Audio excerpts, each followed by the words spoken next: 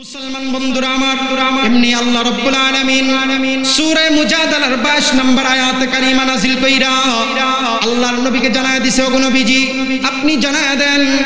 আল্লাহ তাআলা বলেন, লা তাজিদু কওমান ইউমিনুনা বিল্লাহ। আল্লাহ তাআলা বলেন, ওগো নবীজি আপনি এমন কোন জাতি পাবেন না, এমন কোন গোষ্ঠী পাবেন না, এমন কোন ব্যক্তি পাবেন না ইউমিনুনা বিল্লাহ, যে আমি আল্লাহর উপর ঈমান আনছে, ওয়াল ইয়াউমিল আখির, আখিরাতের উপর ঈমান আনছে, ইউআদুনা মান হাদ্দাল্লাহ ওয়া রাসূলা, আল্লাহ আল্লাহর রাসূলকে ভালোবাসছে, আর আল্লাহ আল্লাহর রাসূলকে ভালোবাসার পরে তার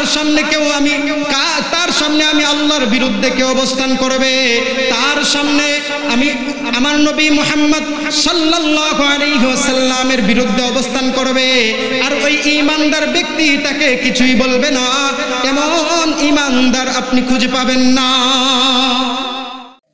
কোরআনুল কারীমের ভিতরে আল্লাহ তাআলা কতগুলি সূরা দিবেন? 114 খানা। আমাদের দেশের যুবক ভাইরা মাশাআল্লাহ বর্তমান সারা বিশ্বের যতগুলি নায়ক নায়িকা আছে এদের খবর কিন্তু তারা বলতে পারে, নাম বলতে পারে, কিন্তু আফসোস আর দুঃখের বিষয় হলো কোরআনুল কারীমে কতগুলি সূরা আছে, কোরআনুল কারীমের মধ্যে আল্লাহ তাআলা কতগুলি সাহাবীর নাম আনছেন, মহিলাদের মধ্যে কার নাম কোরআনের মধ্যে আনছেন, এবং 10 জন যে জান্নাতের সার্টিফিকেট প্রাপ্ত সাহাবী আছে ওই 10 জন সাহাবী কে নাম এগুলো বলতে পারে না। এমনকি যদি আপনি অনেক যুবক এমন আছে বোমাও মারেন এরপরে বলতে পারবেন, কথা কোন ঠিক কিনা? এটা আসলে দুঃখের বিষয়। আজকে দেখেন গোটা বিশ্বে খেলা হচ্ছে, ক্রিকেট খেলা, ফুটবল খেলা, এগুলো হয় কিনা? বাংলাদেশে যতগুলি প্লেয়ার আছে তাদের নাম তো বলতে পারে, ওয়ার্ল্ড বিশ্বে কতগুলি খেলোয়াড় আছে, অতীতে কে ছিল, পরবর্তীতে কে আসবে তাও বলে দিতে পারবে। যাই হোক, যুবক ভাইদেরকে ছোট করছি না, কিন্তু মুসলমান হিসাবে কোনটার প্রয়োজন বেশি ছিল একটু চিন্তা করার জন্য আমি একটু টাচ দিলাম।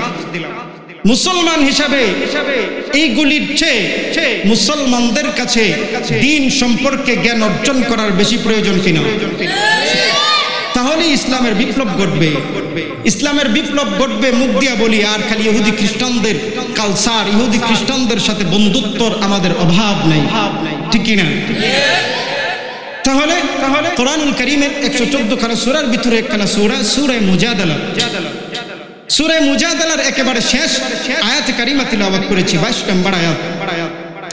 এই 22 নম্বর আয়াতে কারিমা থেকে নবীজি সাল্লাল্লাহু আলাইহি ওয়াসাল্লামের একখানা হাদিসও পাঠ করেছি।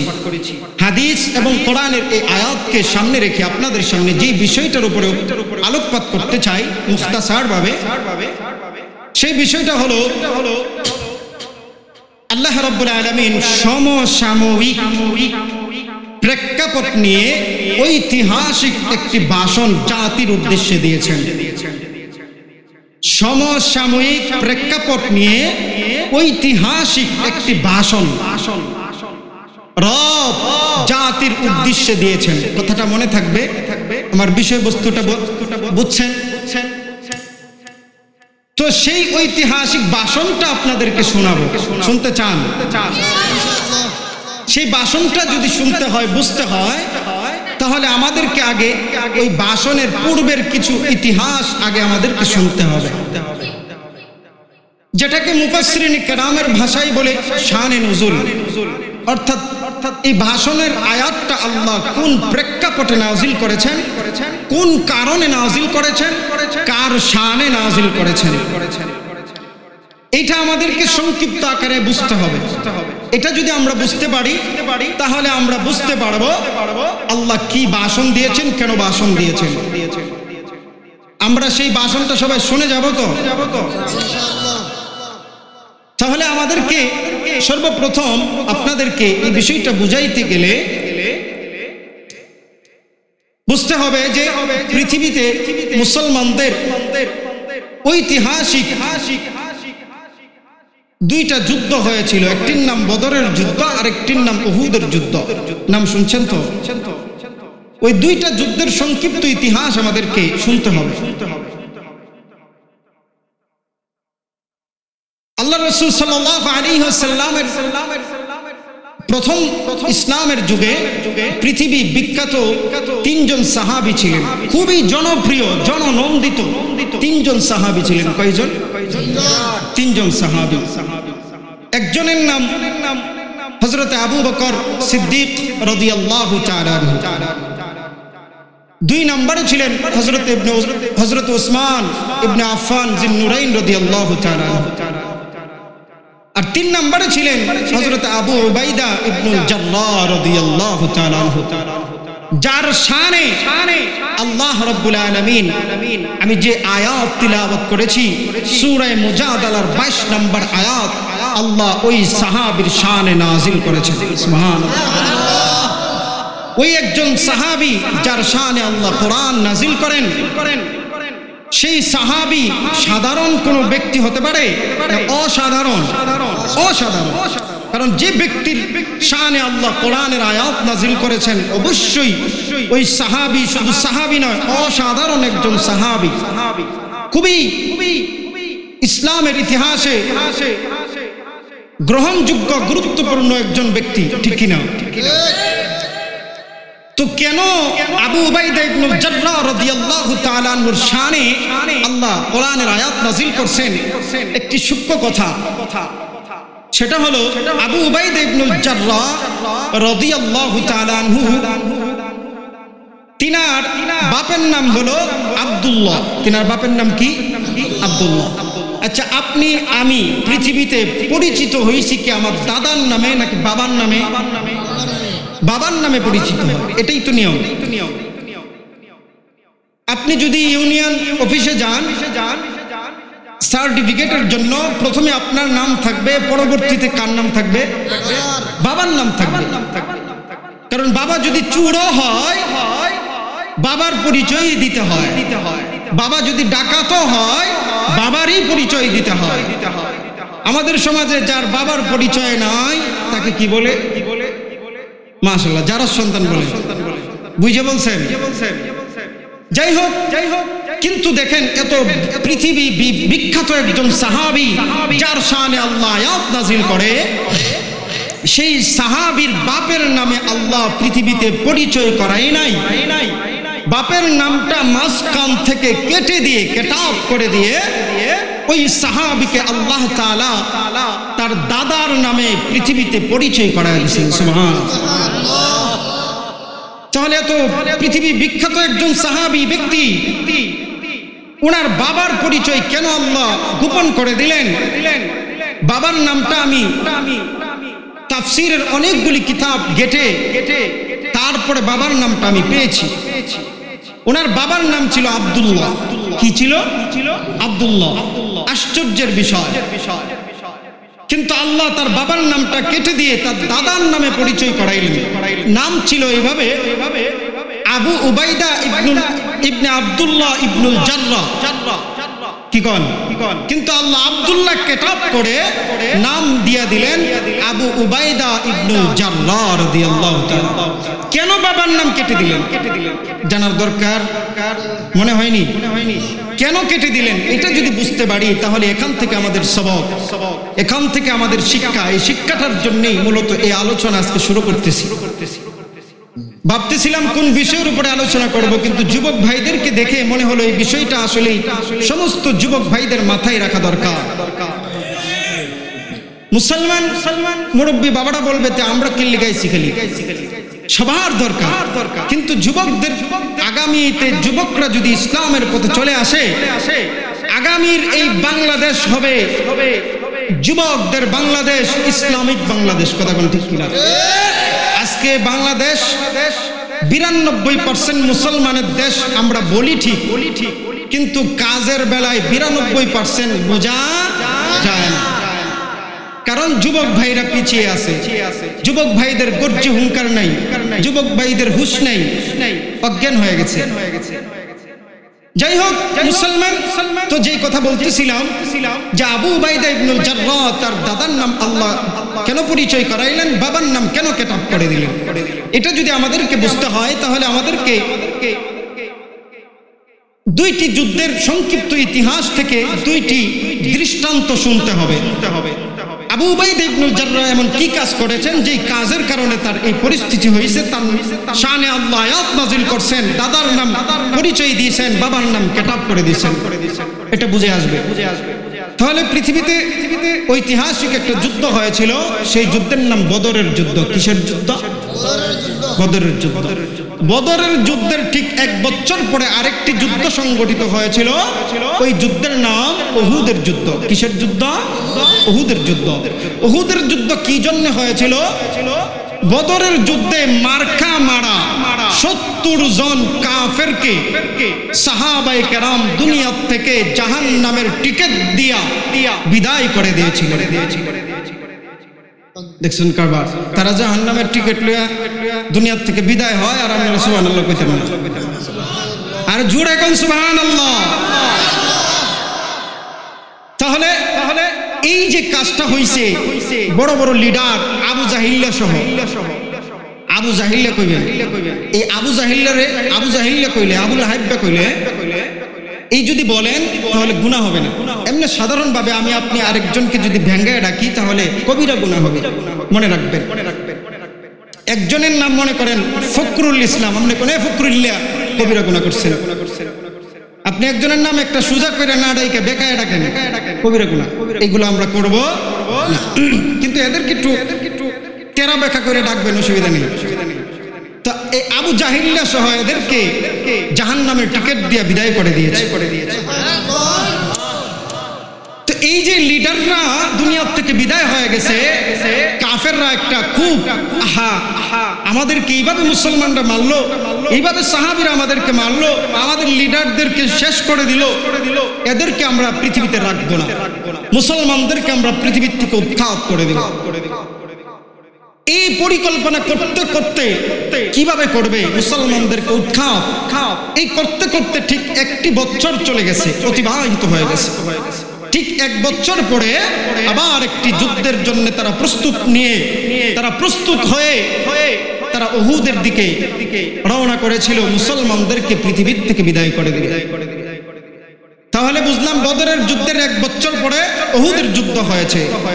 তো আমি আলোচনা বোঝানোর আগে, যদিও বদরের যুদ্ধ আগে হয়েছে, উহুদের যুদ্ধ পরে হয়েছে, আলোচনা বোঝানোর সুবিধার্থে আমি বদরের যুদ্ধ পরে বলবো, উহুদের যুদ্ধের একটা দৃষ্টান্ত আমি আপনাদেরকে আগে শোনাতে চাই। উহুদের যুদ্ধে আল্লাহর রাসূল সাল্লাল্লাহু আলাইহি ওয়াসাল্লাম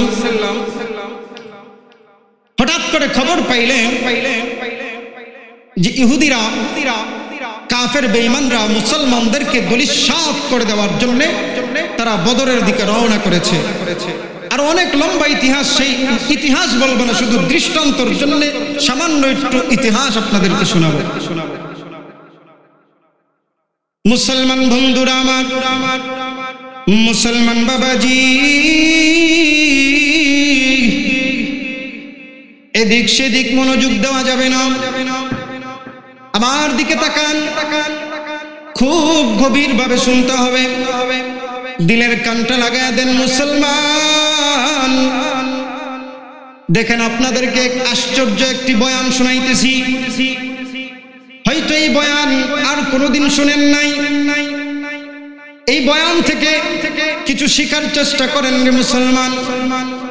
আজকে মুসলমানদের বিজয়ের ইতিহাস জানে না, বিজয়ের ইতিহাস ভুলে যাওয়ার কারণে মুসলমান বিজয় কি জিনিস ভুলে গেছে।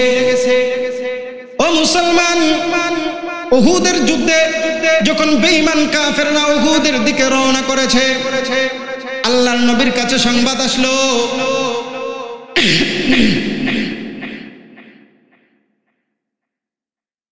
ও নবীজি, বেঈমান কাফেররা মুসলমানদের উপর আক্রমণ করার জন্য তারা উহুদের দিকে রওনা করেছে। মাত্রই আল্লাহর নবী সরকার দু আলম জনাবে মুহাম্মদুর রাসূলুল্লাহ সাল্লাল্লাহু আলাইহি ওয়াসাল্লাম, যখনই আমি নবীর নাম নিব আপনারা সাল্লাল্লাহু আলাইহি ওয়াসাল্লাম পড়বেন। পড়েন সাল্লাল্লাহু আলাইহি ওয়াসাল্লাম। সঙ্গে সঙ্গে 1000 বিশিষ্ট একটি সাহাবীদের জামাত তৈরি করলেন। কতজন সাহাবী? 1000 বিশিষ্ট একটি সাহাবীদের জামাত তৈরি করে আল্লাহর নবী উহুদের দিকে রওনা করেছে। কারণ মোকাবেলা করতে হবে। মুসলমানরা আগে জঙ্গিবাদী করে না। মুসলমানদের উপর যখন আক্রমণ করে, মুসলমানরা তা প্রতিহত করতে যায়, তখনই মুসলমানদের উপর জঙ্গির তকমা লাগায় দেওয়া হয়। কিন্তু মুসলমানদের পূর্বের ইতিহাস থেকে প্রমাণ হয় মুসলমানরা আগে কিন্তু ঝগড়া লাগায় না। যারা ঝগড়া লাগায় তাদের ঝগড়া মীমাংসা করার জন্য মুসলমানরা আগায় যায়। ঠিক কিনা? ও মুসলমান বন্ধু, আল্লাহর নবী এবার 1000 বিশিষ্ট সাহাবীদেরকে নিয়ে উহুদের দিকে রওনা করেছে। পথিমধ্যে সাহাবীদের মধ্যে কিছু মুনাফিক মার্কা সাহাবী ছিল। তারা ডাক দেয়া বলে, ইয়া রাসূলুল্লাহ, উহুদের প্রান্তরে যাইতেছেন, যুদ্ধ করবেন। আমরা তো যুদ্ধের প্রস্তুত হই নাই। আমাদের ভয় হয় যদি উহুদের প্রান্তরে আমাদের অস্ত্র নাই, নিরস্ত্র আমরা, আমাদের উপর তারা যদি আক্রমণ করে, আমাদের না জানি কি অবস্থা হয়ে যায়, না জানি আমরা দুনিয়া থেকে বিদায় নিয়ে হয়ে যাই। আল্লাহর নবী বুঝতে পারলেন এদের অন্তরের মধ্যে কি আছে? নেফাকি আছে, মুনাফিকি আছে। মুনাফিক আমাদের সমাজে নাই না? আছে। মুনাফিকের জ্বালাই আজকে সমাজে চলা যায় না। মুনাফিক দিয়ে ভরে গেছে। সামনে আয়েশা বলে, হুজুর আমি ইসলামের জন্য নিবেদিত প্রাণ। কয় কিনা? পিছনে গিয়া কয় মুসলমানরা, মুল্লা মৌলবীরা দেশটারে খায়ালতেছে। কয় কি কয় না? কয়দেরকে ধর, জেলের ভিতরে ভর। সামনে আয়া কয়, হুজুর আপনাদের জন্য দেশ টিকে আছে। হুজুর আপনাদের জন্য আমরা আজকে সুস্থ আছি, ভালো আছি। পিছে গিয়া কয়, হুজুরের জ্বালায় আর বাঁচি না। আছে না নাই? মিথ্যা বলতেছি? যাই হোক মুসলমান, এই সমস্ত মুনাফিক থেকে সাবধান থাকবো রে মুসলমান। তো যেই কথা বলতেছিলাম, যেহেতু লম্বা আলোচনা নয়, এদিক সেদিক যাওয়া যাবে না, সংক্ষিপ্ত আকারে সামনের দিকে অগ্রসর হই।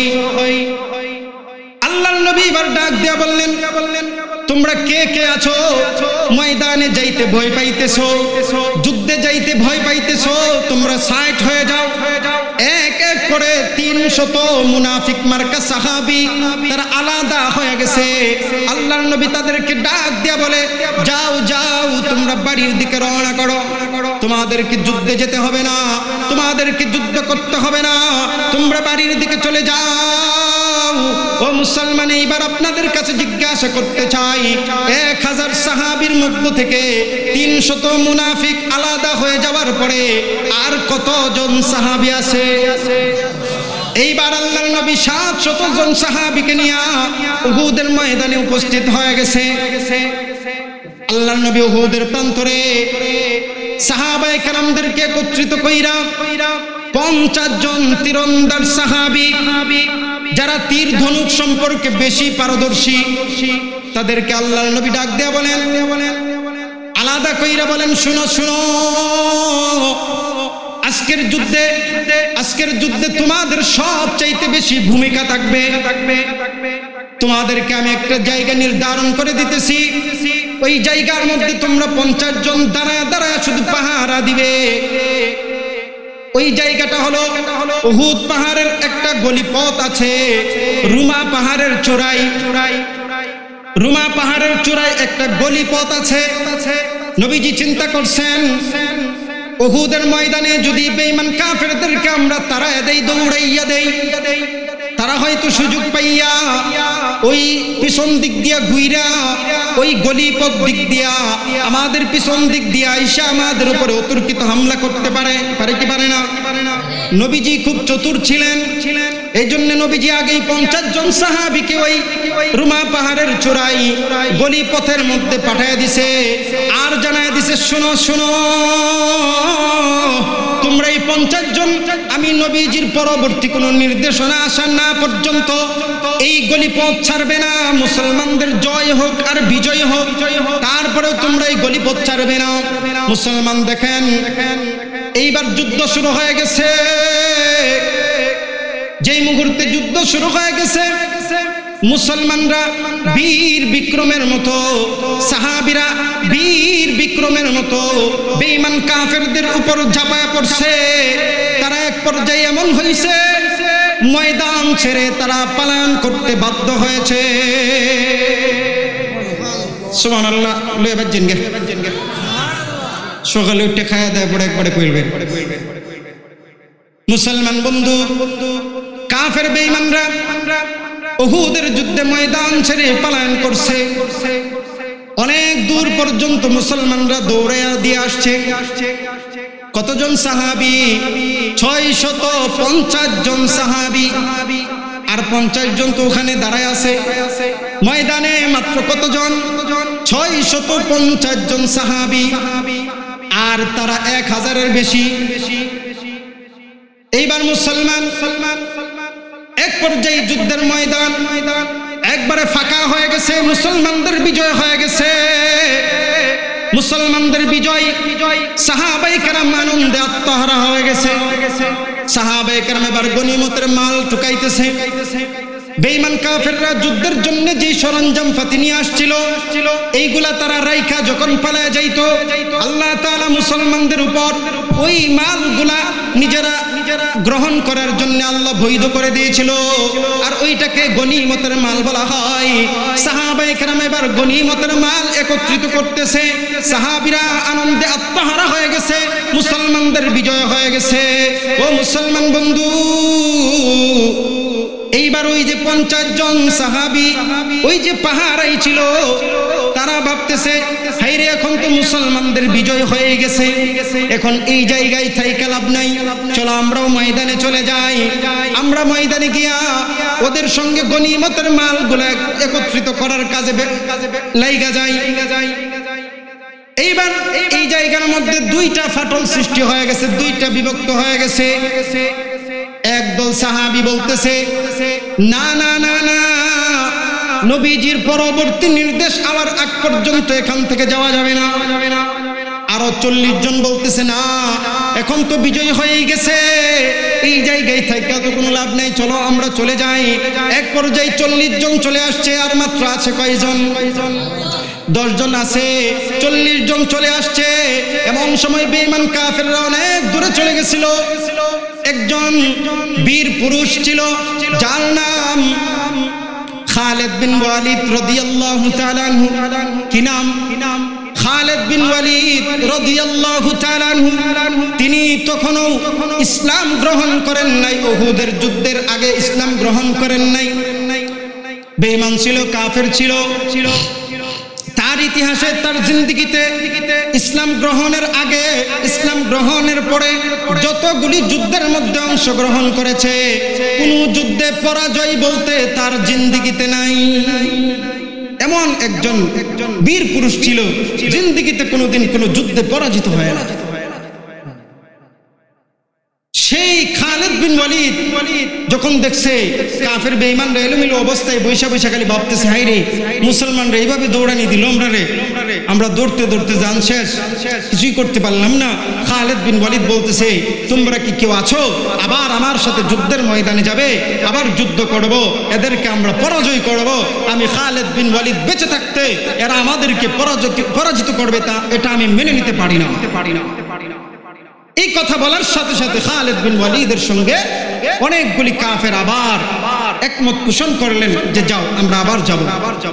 খালিদ বিন ওয়ালিদ আবার আসলেন সঙ্গী সাথীদেরকে নিয়ে। আয়েশা খালিদ বিন ওয়ালিদ চিন্তা করলো, এখন সোজা আমরা না ঢুকে আমরা গলি পথ দিয়া দেখি ঢুকা যায় কিনা। মুসলমান বন্ধু, খালিদ বিন ওয়ালিদ এবার সঙ্গী সাথীদেরকে নিয়ে গলি পথ দিয়া আয়েশা দেখে মাত্র কতজন সাহাবী? আয়েশা দেখে মাত্র 10 জন সাহাবী পাহাড়ের মধ্যে আছে। সঙ্গে সঙ্গে এই 10 জন সাহাবীর উপর আক্রমণ শুরু কইরা দিছে। অল্প কয়েক মিনিটের মাথায় এই 10 জন সাহাবীকে জমিনের মধ্যে ফেলে দিছে। তারা শহীদ হয়ে গেছে। এইবার গলিপথ দিয়া ডুইকা গেছে। গলিপথ দিয়া উহুদের ময়দানে ডুইকা পিছন দিক দিয়া মুসলমানদের উপর অতর্কিতভাবে হামলা শুরু কইরা দিছে। মুসলমান দিলের কানটা লাগায় শুনবেন, চোখের পানি আসবে। আমার নবী কত কষ্ট করছেন, সাহাবীরা কত কষ্ট করছেন। এই ইসলাম এই পর্যন্ত এমনি এমনি আসে নাই। এই ইসলাম এই পর্যন্ত নদীর পানি দিয়া বাইসা আসে নাই। এই ইসলাম রক্তের সাগর পাড়ি দিয়ে দিয়ে পর্যন্ত এসেছে। ঠিক কিনা? মুসলমান বন্ধু, এইবার আল্লাহর নবী সরকারে দু আলম জনাবে মুহাম্মদুর রাসূলুল্লাহ সাল্লাল্লাহু আলাইহি ওয়াসাল্লাম একটি জায়গার মধ্যে বৈশা বিশ্রাম করতেছিলেন। আর ওই দিক দিয়া অতর্কিতভাবে হামলা শুরু হয়ে গেছে। কে কার উপরে আক্রমণ করতেছে? সবাই তো এলোমেলু, গনিমতের মাল ঠুকাইতেছে। সবাই এলোমেলু অবস্থা, কারো যুদ্ধের কোনো প্রস্তুতি নাই। যখন অতর্কিত হামলা শুরু হয়ে গেছে, সাহাবায়ে কেরামদেরকে সমানে দুনিয়া থেকে বিদায় করে দিতেছে। সাহাবীদের উপর আক্রমণ শুরু হয়ে গেছে। কে কাকে মারতেছে, কেন মারতেছে কেউ বলতে পারে না। মুহূর্তের ভিতরে যুদ্ধের ময়দানে যুদ্ধের এই পরিবেশটা পরিবর্তন হয়ে গেছে। কিছুক্ষণ পূর্বেই ছিল মুসলমানদের বিজয়, এখন দেখা যায় মুসলমানরা অতর্কিতভাবে মার খাইতেছে। মুসলমানদের উপর আক্রমণ শুরু হয়ে গেছে। এক পর্যায়ে মুসলমানদেরকে মারতেছে। কিছু কাফের ডাক দেয়া বলে, না না না, শুধু সাহাবীদেরকে মারলে ইসলাম ধ্বংস করা যাবে না। চলো চলো চলো, এই ইসলামের নবী মুহাম্মদ কোথায় আছে? আমরা মুহাম্মদকে খুঁজে বার করি। মুহাম্মদকে পৃথিবীর থেকে যদি বিদায় করে দিতে পারি, তাহলে ইসলামের 12টা বেজে যাবে, ইসলাম ধ্বংস হয়ে যাবে। আমরা বেঈমান কাফেররা যারা আছি, আমরা পৃথিবীতে রাজত্ব করতে পারবো। মুসলমান এই বইলা বেঈমান কাফেররা যখন আল্লাহর নবীর দিকে দৌড় শুরু করছে, রিওয়ায়াতের ভিতরে আসছে সঙ্গে সঙ্গে 10 জন সাহাবী আল্লাহর নবীর চতুর্দিক দিয়ে বেষ্টন করে ফেলছে। কতজন সাহাবী? 10 জন সাহাবী। সংক্ষেপ করে দিলাম। এর মধ্যে একজন সাহাবী ছিল যার নাম তালহা রাদিয়াল্লাহু তাআলা আনহু। তালহা রাদিয়াল্লাহু তাআলা আনহু বেঈমান কাফেরদেরকে গর্জে হুঙ্কার দিয়ে জানায় দিছে, রে বেঈমান কাফেররা শুনো, আমি তালহা যতদিন পর্যন্ত বেঁচে থাকবো, আমি তালহা যতক্ষণ পর্যন্ত পৃথিবীতে বেঁচে থাকবো, আমি তালহার শরীরে যতক্ষণ পর্যন্ত 1 ফোঁটা রক্ত থাকবে, এতক্ষণ পর্যন্ত আমার নবীর গায়ে তোমরা কোনো আঘাত করবে তো দূরের কথা, একটা ফুলের টাচ পর্যন্ত দিতে পারবে না। এইবার তালহা রাদিয়াল্লাহু তাআলা আনহুর শরীরের মধ্যে বেঈমান কাফেররা আক্রমণ শুরু করে দিছে, তীর মারতে শুরু করছে। এক পর্যায়ে নবীজির অবস্থা এমন, তালহা রাদিয়াল্লাহু তাআলা আনহুর অবস্থা এমন হইছে, পুরা শরীর ক্ষত বিক্ষত হয়ে গেছে, চাউলের চালনির মতো হয়ে গেছে। প্রায় 82টার উপরে তীর বললাম তার শরীরের মধ্যে লেগে গেছে। যেই মুহূর্তে এমন অবস্থা হইছে, এক পর্যায়ে তালহা রাদিয়াল্লাহু তাআলা আনহু দুনিয়া থেকে বিদায় হয়ে গেছে। এইবার আর মাত্র 9 জন সাহাবী আছে। এক একজন করে 8 জন সাহাবীকে দুনিয়া থেকে বেঈমান কাফেররা বিদায় করে দিয়েছে। আর মাত্র 2 জন সাহাবী আছে। এর মধ্যে একজনের নাম 2 জন সাহাবী আর মাত্র বেঁচে আছে। এই 2 জন সাহাবীদেরকে একজনের নাম আবু দুজানা রাদিয়াল্লাহু তাআলা আনহু। আবু দুজানা রাদিয়াল্লাহু তাআলা আনহুকেও তারা শহীদ করে দিয়েছে। আরেকজন সাহাবী বেঁচে আছে, তাকেও শহীদ করে দিয়েছে। এইভাবে সমস্ত সাহাবীদেরকে শহীদ করে দিয়েছে। এবার আপনাদের কাছে জিজ্ঞাসা করতে চাই, আল্লাহর নবীর সামনে পিছনে ডানে বামে আর কোন সাহাবী আসেনি? আর কোন সাহাবী নাই? এমনি বেঈমান কাফেররা ডাক দেয়া বলে, ও আমার জাতি ভাইরা, জনমের মতো মারো, সুযোগ যাই মুহাম্মদকে মাইরা দুনিয়া থেকে বিদায় করে দাও, মুহাম্মদকে জনমের মতো মাইরা দুনিয়া থেকে বিদায় করে দাও। এইবার নবীজির উপর যখন আক্রমণ শুরু করবে, এমনি এক কাফের বড় একটা পাথর নিয়া আল্লাহর নবী সরকার দু আলমের মাথার মধ্যে ছুঁড়ে মারছে। যেই মুহূর্তে আল্লাহর নবী সরকার দু আলম জনাবে মুহাম্মদুর রাসূলুল্লাহ সাল্লাল্লাহু আলাইহি ওয়াসাল্লামের মাথার মধ্যে পাথর মারছে, আমার নবীর মাথার মধ্যে লোহার হেলমেট ছিল, লোহার টুপি ছিল, যুদ্ধের পোশাক ছিল। ওই লোহার হেলমেটটা ভেঙে যায়, দুই টুকরা হয়ে যায়।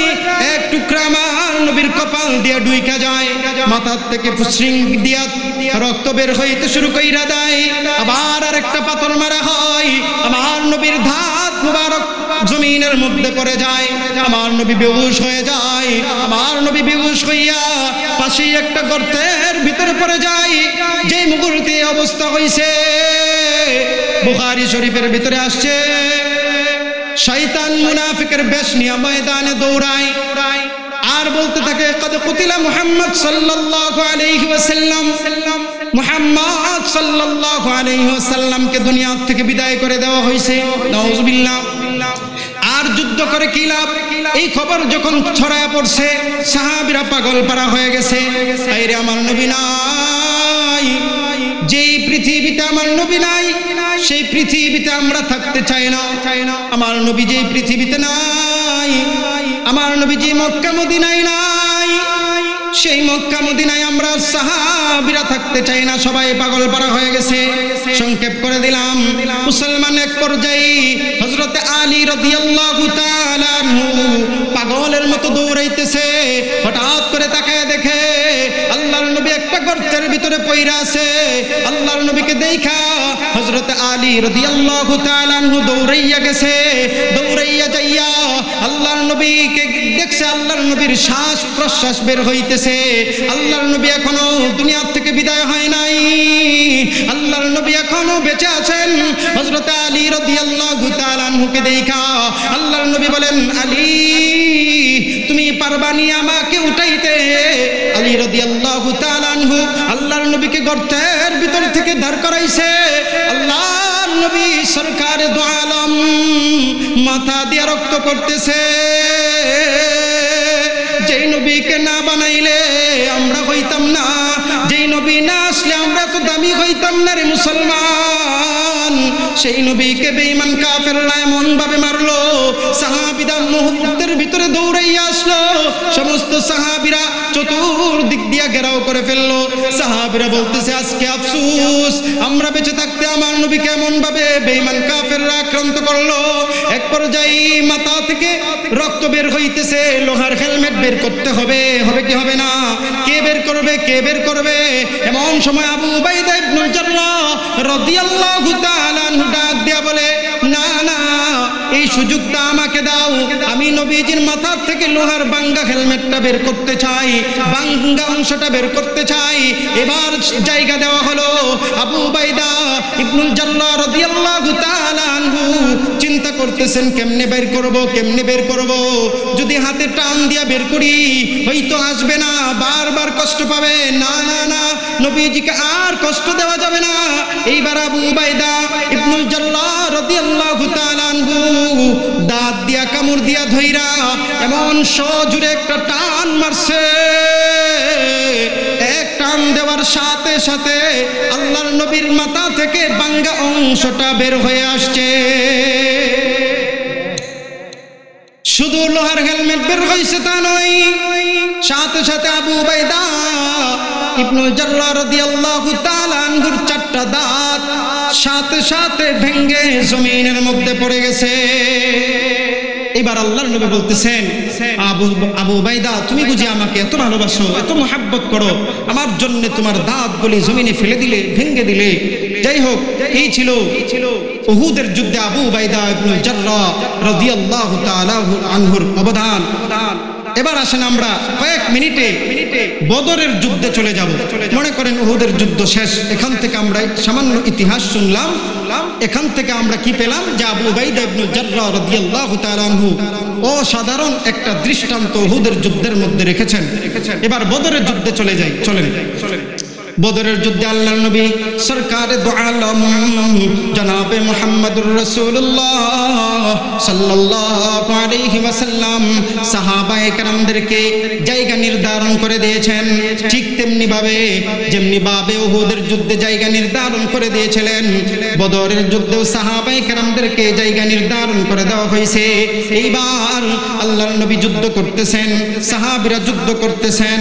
যুদ্ধ করতে করতে এক পর্যায়ে এমন হয়েছে তো আবু উবাইদা ইবনুল জাররাহ রাদিয়াল্লাহু তাআলা আনহু আল্লাহর নবীর পিছনে ছিলেন, পিছনে থাইকা বেঈমান কাফেরদের সঙ্গে মোকাবেলা করতেছে। হঠাৎ করে তাকায় দেখে একজন খুব পরিচিত একজন লোক আল্লাহর নবীর পিছন বরাবর আইসা তরবারি বের কইরা আল্লাহর নবীকে দুনিয়া থেকে বিদায় করে দিতে চায়। এমনি মুহূর্তের ভিতরে আবু উবাইদা ইবনুল জাররাহ রাদিয়াল্লাহু তাআলা আনহু বলেন, আমি সঙ্গে সঙ্গে দৌড়াইয়া গেলাম, আমি গিয়া ওই লোকটাকে তরবারির মাধ্যমে কলা কৌশল কইরা তাড়ায়া দিলাম। বললাম, না না না, আমার নবীকে দুনিয়া থেকে বিদায় করা যাবে না। কিছুক্ষণ পরে আবার এই লোকটা আসলো, দ্বিতীয়বার আবার তাড়ায়া দিল, তৃতীয়বার আবার আসলো। আবু উবাইদা ইবনুল জাররাহ বলেন, তৃতীয়বার যখন আসছে আমি চিন্তা করলাম, না না না, এই লোকটা আমার খুব কাছের মানুষ, এই লোকটা খুব কাছের মানুষ।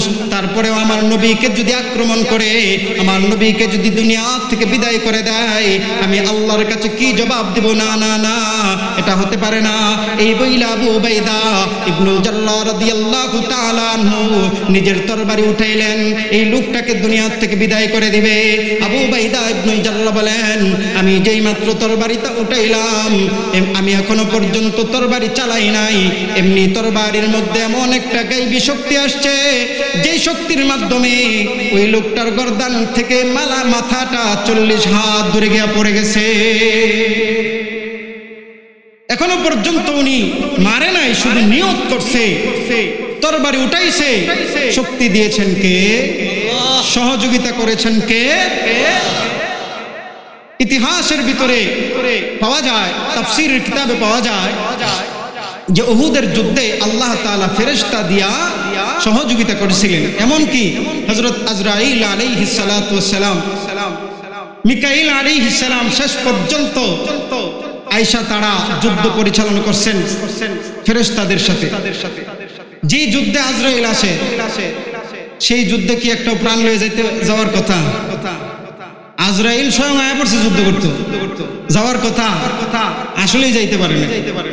70 জন কাফেরকে দুনিয়া থেকে বিদায় করে দিছে, আর বাকিরা পলায়ন করছে, আর 70 জনকে বন্দী করছে। যাই হোক মুসলমান, এইবার এই ব্যক্তির মাথা আলাদা হয়ে গেছে, যুদ্ধ এবার শেষ হয়ে গেছে। যেহেতু আর লম্বা করা যাবে না, যুদ্ধ মনে করেন উহুদের যুদ্ধ শেষ। আল্লাহর নবী সরকারে দু আলম সাহাবায়ে কেরামদেরকে বললেন, তোমরা সমস্ত লাশগুলি একত্রিত করো, আমি দেখতে চাই কে কে দুনিয়া থেকে বিদায় হয়েছে জাহান্নামের টিকিট নিয়ে। এইবার নবীজি আশ্চর্য একটা বিষয় দেখলেন যে সমস্ত লাশের সাথে বডি সব ঠিক আছে, কিন্তু একটা লাশ আছে যেটার বডি আছে কিন্তু কি নাই, মাথা নাই। আল্লাহ নবী বলতেছেন, সাহাবীরা এই ব্যক্তিটাকে, এটা তো চিনার দরকার, এই ব্যক্তির মাথা কোথায় আছে, আয়না জয়ান দেও, দেখতে চাই এই ব্যক্তিকে। এইবার খুঁজা আয়না মাথা জয়ান দেওয়া হলো। আল্লাহর নবী সরকার দু আলম তাকায় দেখেন, নাই রে, এটা তো আর কেউ না, এটা তো আমার সাহাবী আবু উবাইদা ইবনুল জাররাহ রাদিয়াল্লাহু তাআলা আনহুর জন্মদাতা পিতা। আল্লাহু আকবার। এই ছিল সাহাবী। নবীজির জন্য তার নিজের বাবাকে পর্যন্ত কি দেয় নাই, ছাড় দেয় নাই। এই ছিল নবীজির সাহাবী আবু উবাইদা ইবনুল জাররাহ রাদিয়াল্লাহু তাআলা আনহু। বদরের যুদ্ধে তার দৃষ্টান্ত, আশিক রাসূলের দৃষ্টান্ত। আজকে আশিক রাসূলের অভাব নাই, বন্ড আশিকে জিলাফি অভাব নাই, বন্ড আশিকে মিষ্টি খাওয়ার অভাব নাই, কিন্তু আশিকে রক্ত দেওয়া, নবীর দ্বীনের জন্য রক্ত দেওয়ার আশিকে রাসূলের খুব বড় অভাব হয়ে গেছে, ঠিক কিনা? যাই হোক মুসলমান, তাহলে আমার আলোচনার ইতি টানতেছি এই কথা বলি যে এই খবর যখন মক্কায় ছড়ায় পড়ছে যে কেমন ইসলাম আর কেমন নবী মুহাম্মদ, ইসলামের জন্য নবী মুহাম্মদের জন্য নিজের সন্তান তার বাবাকে হত্যা করে ফেলছে, এই সুযোগ পায় তারা সমালোচনা শুরু করছে, তারা বকাবাদ্য শুরু করছে। এমন সুযোগ সন্ধানী মানুষ আমরা সমাজে তো নাই, আছে না নাই? কিছু পাইলেই ফেসবুক, কিছু পাইলেই ইউটিউব, কিছু পাইলেই খালি গুতাগুতি, ঠিক কিনা? সুযোগ সন্ধানী, এই সুযোগ সন্ধানীদের থেকে আমাদের হেফাজতে থাকতে হবে। একজন আলেমের ভাই কোনো দোষ হইছে, এটা ফেসবুক, এটা আদালত, ফেসবুকে গিয়ে বলতে হবে না, এগুলো করা যাবে না যুবক ভাইরা। যাই হোক, এইবার ফিনিশিং এ যেই কথাটা থাকবে, যে শিক্ষাটা থাকবে, সেটা হলো আমি যে আয়াত পড়ছি, এই আয়াতটা তখন আল্লাহ নাজিল করে জানায়া দিছে এই সাহাবীর শানে, এই সাহাবীর সমর্থনে আল্লাহ আয়াত নাজিল করছে। যখন মক্কার বেঈমান কাফেররা বলতেছে, দেখছো নবীর জন্য, দ্বীনের জন্য তার বাবাকে হত্যা করে ফেলে, এমন ইসলাম আর এমন দ্বীন, এমন নবী আমরা চাই না, আমরা মানি না। মুসলমান বন্ধুরা আমার, এমনি আল্লাহ রাব্বুল আলামিন সূরা মুজাদালার 22 নম্বর আয়াতে কারিমা নাযিল কইরা আল্লাহর নবীকে জানায় দিছে, ওগো নবীজি আপনি জানায় দেন। আল্লাহ তাআলা বলেন, লা তাজিদু কওমান ইউমিনুনা বিল্লাহ। আল্লাহ তাআলা বলেন, ওগো নবীজি আপনি এমন কোন জাতি পাবেন না, এমন কোন গোষ্ঠী পাবেন না, এমন কোন ব্যক্তি পাবেন না, ইউমিনুনা বিল্লাহ, যে আমি আল্লাহর উপর ঈমান আনছে, ওয়াল ইয়াউমিল আখির, আখিরাতের উপর ঈমান আনছে, ইউআদুনা মান হাদ্দাল্লাহ ওয়া রাসূলা, আল্লাহ আল্লাহর রাসূলকে ভালোবাসছে, আর আল্লাহ আল্লাহর রাসূলকে ভালোবাসার পরে তার সামনে আমি আল্লাহর বিরুদ্ধে কেউ অবস্থান করবে, তার সামনে আমি আমার নবী মুহাম্মদ সাল্লাল্লাহু আলাইহি ওয়াসাল্লামের বিরুদ্ধে অবস্থান করবে, আর ওই ঈমানদার ব্যক্তি তাকে কিছুই বলবে না, এমন ঈমানদার আপনি খুঁজে পাবেন না। এই সার্টিফিকেট কে দিয়েছেন? আল্লাহ জানায়া দিয়েছেন, ওগো নবীজি যারা আপনার বিরুদ্ধে যাবে, আপনার বিরোধিতা করবে, আমি আল্লাহর বিরোধিতা করবে, তাদের সঙ্গে ঈমানদাররা মহব্বত রাখবে না, বন্ধুত্ব করবে না। ওই বিরুদ্ধে আচরণকারী ব্যক্তি যদি তার বাবাও হয়, কি হয়, ওয়ালাউ কানু আবাআহুম, আল্লাহ জানায়া দিছে বিরুদ্ধে আচরণকারী ব্যক্তি যদি কি হয়, তার বাবাও হয়, যেমনটা হয়েছে আবু উবাইদা ইবনুল জাররাহ রাদিয়াল্লাহু তাআলা আনহুর ক্ষেত্রে, তার বাবাও হয়, তার পুত্র হয়, তার ভাই হয়, তার আত্মীয় স্বজন কেউ হয়, কাউকে ছাড় দেওয়া যাবে না। কারণ আল্লাহ বলেন, উলাইকা কাতাবা ফি কুলুবিহিমুল ঈমান, আমি আল্লাহ তাদের ভিতরে ঈমানকে বদ্ধমূল করে দিয়েছি। ওয়া আইয়াদাহুম বিরূহিম মিন, আল্লাহ এক রূহানি শক্তি দিয়েছেন। এই ঈমানদারদের জন্য আল্লাহ রেখেছেন জান্নাত, আর এই ঈমানদাররাই হলো আল্লাহর দল। কারা? আর যারা আল্লাহর দল তারাই সফল, তারাই কি সফল। তাহলে আমরা সেই সফল ঈমানদার হতে চাই তো? যদি আমরা আজকে ঈমানদার সফল হতে চাই, বেঈমান ইহুদি খ্রিস্টান এদের সাথে আমাদের সম্পর্ক থাকবে না কাটাপ করতে হবে? বাংলাদেশে না, গোটা পৃথিবীতে যত খেলোয়াড় আছে অধিকাংশ মুসলমান না ইহুদি, মুসলমান না ইহুদি। আপনি যদি নবীর উম্মত দাবি করেন, ওই ইহুদিদের সাথে সম্পর্ক থাকবে না কেটাপ, এক তালাক না তিন তালাক, কথা ঠিক, কথা ঠিক। কিন্তু গিয়ে হুজুর যা কইছে তো কইছে, খেলা দিক খেলাই, কথা ঠিক নেই। তাহলে এই খেলাগুলো আমাদেরকে বাদ দিতে হবে, তালাক দিতে হবে। কারণ এই ইহুদিদের সাথে যদি আমার সম্পর্ক হয়ে যায় ময়দানে মাহশরে, যে হাদিস পড়ছিলাম, মান তাশাব্বাহা বিকওমিন ফাহুয়া মিনহুম, আপনি যাদেরকে মহব্বত করবেন, যাদের অনুসরণ করবেন, ময়দানে মাহশরে আপনার কিন্তু তাদেরই সাথেই থাকতে হবে। নাউজুবিল্লাহ। তাহলে আমরা ময়দানে মাহশরে কার সাথে থাকতে চাই? কার শাফায়াত পেতে চায়? তাহলে এই পৃথিবীতে যত বেঈমান আছে, যত ইহুদি আছে, যত খ্রিস্টান আছে, যত বিধর্মী আছে, যত নবীর বিরুদ্ধে আচরণকারী ব্যক্তি আছে, সবাইকে তালাক দিয়া একমাত্র নবীর ওয়ারিস যারা, একমাত্র নবীর উম্মত খাঁটি আশিক রাসূল যারা, তাদের সাথে সম্পর্ক করতে হবে। কথা কোন ঠিক কিনা? ও মুসলমান, আজকে ইহুদির বাচ্চারা, নবীর বিরোধী ইহুদি বাচ্চারা, মুসলমানদের বিরোধী ইহুদি বাচ্চারা আজকে মুসলমানদের ঐতিহাসিক ইতিহাস যেটার মধ্যে বাইতুল মুকাদ্দাসকে দখল করতে চায়। আমরা তো বলতে চাই যে ইহুদির বাচ্চারা আজকে মুসলমানদেরকে দুলিশাত করতে চায়। আমরা তো স্বপ্ন দেখতেছি, সেই স্বপ্ন আজ নয় কাল মুসলমানরা এই পৃথিবীতে ধ্বংস হবে না, বরং ইহুদি বেঈমান খ্রিস্টানগুলি এই পৃথিবীতে নেস্তে নাবুদ হয়ে যাবে। কথা কোন ঠিক কিনা? এমন অবস্থা হবে, আল্লাহর নবী বলছেন তোমরা সেই দিনের অপেক্ষা করো মুসলমানরা ইহুদিদেরকে এমন ভাবে প্রতিহত করবে যে কোনো ইহুদির বাচ্চা যদি গাছের পিছে পলায়ন করে, গাছ ডেকে ডেকে বলতে থাকবে, এ মুসলমানের সন্তান, আমি গাছের পিছে তাকিয়ে দেখো একটা ইহুদির বাচ্চা লুকিয়ে আছে, তাকে ধরো, হত্যা করো।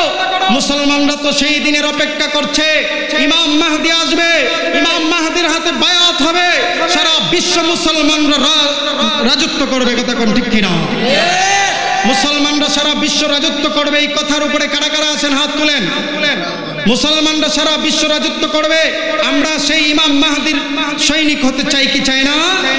আল্লাহ আমাদেরকে কবুল করুক। সবাই হাত নামাই। এই পর্যন্ত যে কথাগুলি বললাম